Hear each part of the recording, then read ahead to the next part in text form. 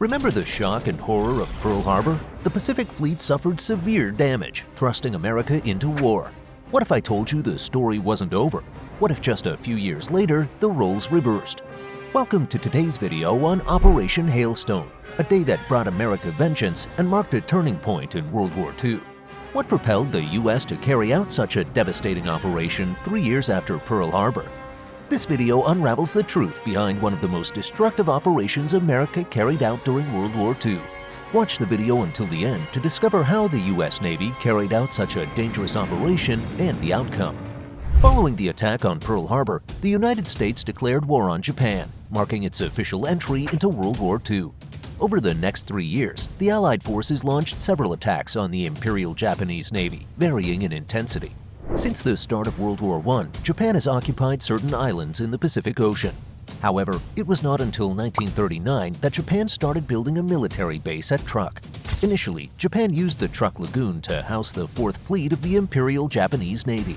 However, when the U.S. declared war on Japan in the aftermath of Pearl Harbor, Japan put the 4th Fleet under the command of its Combined Fleet. The Combined Fleet started using the Truk Lagoon as a forward operating base. Initially, the base supplied anchorages for warships and port facilities for shipping between the home islands and the Southern Resources area. However, in late 1943, Japan constructed 5 airfields and a seaplane base. Previously, a utility base was the only major Japanese airfield to have access to the Marshall Islands. A military base of this magnitude threatened the United States and its allies in the region and beyond. The U.S. was also planning to invade Eniwetok.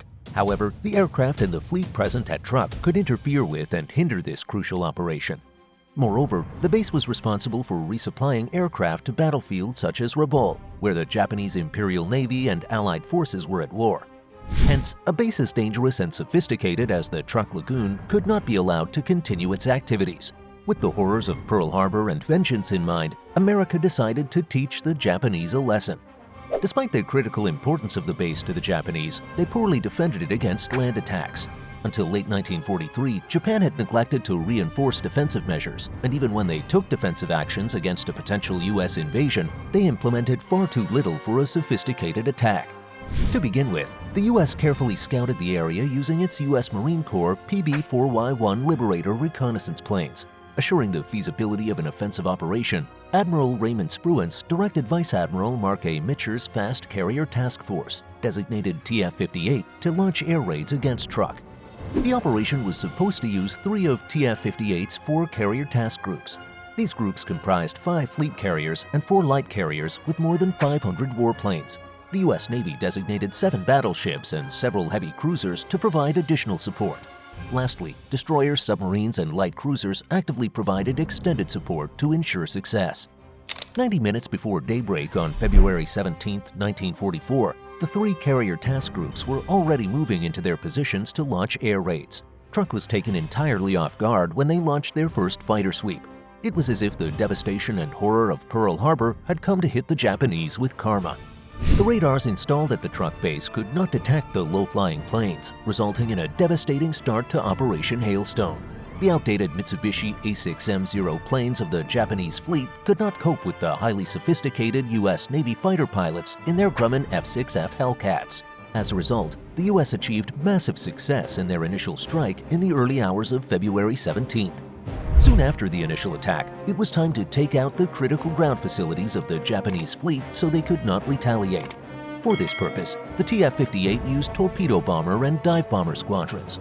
These squadrons had the task of dropping fragmentation and incendiary bombs on any vital facility, such as the airfield runways on Etten Island and the seaplane base on Moen Island. As these squadrons went to work, hell fell upon the already devastated Imperial Japanese Navy present at Truk. During these attacks, the enemy lost numerous aircraft, and the damage rendered all runways and hangar facilities unusable, eliminating any chance of retaliation. As the torpedoes and dive bombers were raining hell, some ships tried to make it out of the lagoon through the North Pass exit. However, the U.S. was not going to let them go. Thus, the bombers diverted their attention to those fleeing ships, destroying them on their way out. As the Japanese ships fled the airstrikes, Admiral Spruance had prepared for a swift response. He ordered his carrier air groups to stop attacking the boats through the air. It was time to engage them with the sea. Admiral Spruance took command of Task Group 50.9. consisting of 4 destroyers, heavy cruisers Minneapolis and New Orleans, and Lowe and New Jersey, the new battleships. The aim was to keep the Japanese ships from escaping and achieving destruction. Admiral Spruance could have allowed the air raids to continue, but this battle was not just an ordinary battle. It meant so much more to the U.S. as the wounds of Pearl Harbor were still new. The shock and horror of such a devastating attack had affected every soldier in the United States. Operation Hailstone presented an opportunity for payback and vengeance for the whole of America. It was time to teach a lesson to Japan and the world. Thus began the last part of the operation, where Task Group 50.9 engaged with already damaged Japanese ships in a surface engagement. Despite the fleet of Japanese boats trying to attack the oncoming U.S. battleships, it was clear that the torn down and battered Japanese ships would not stand a chance against the advanced and decorated U.S. battleships. The surface combatants of the U.S. Navy faced virtually no damage, even though 2 of their battleships had no combat experience. The Japanese retaliation came too late, at around 2100 hours. One of the Japanese aircraft managed to bypass the U.S. defenses and land an attack, resulting in the deaths of 11 U.S. soldiers. Besides that, the U.S. surface operation incurred no other damage. After the events of February 17 and 18, 1944, the Pacific Ocean truck base suffered total destruction. There was no possibility of restoring, resupplying, or providing reinforcement due to the massive losses incurred during Operation Hailstone. All the airfields, runways, and ground facilities had been completely destroyed. Furthermore, dozens of aircraft and battleships had also been completely obliterated. The losses from this operation amounted to 1/10 of all ship losses for the Imperial Japanese Navy. The humiliation that followed the operation was another significant setback for Japan. Operation Hailstone was a landmark event for the U.S. Navy.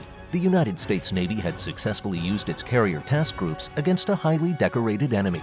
Moreover, the combined use of aircraft, battleships, submarines, and surface ships demonstrated U.S. dominance in the broader context of World War II. This operation resulted in the Allied forces achieving significant victories in the Pacific Ocean theater. By neutralizing Truk and capturing Eniwetok, the path was cleared for the imminent invasion of Saipan, marking the first instance of U.S. land-based heavy bombers being within range of the Japanese home islands. In the aftermath of Operation Hailstone, Japan again started rebuilding Truk as a bomber base. However, Admiral Spruance sent in fighters and carrier planes that took out the bomber planes at the airports. Later, in June 1945, British forces attacked again. Still, Operation Hailstone had already ended any further significant military activity at Truk. Operation Hailstone was a really big win for the United States in the Pacific Ocean during World War II. This victory meant a lot more than just a regular success, because a few years before, the U.S. had suffered a lot in the terrible attack on Pearl Harbor by the Japanese. So when Operation Hailstone succeeded, it was not just about winning a battle, it felt like the U.S. was getting back at Japan for what happened at Pearl Harbor. It was like turning the tables, showing that the U.S. could hit back and make things right. This operation was a big moment, not just for winning a fight, but for bringing a sense of justice and changing the story of the war in the Pacific.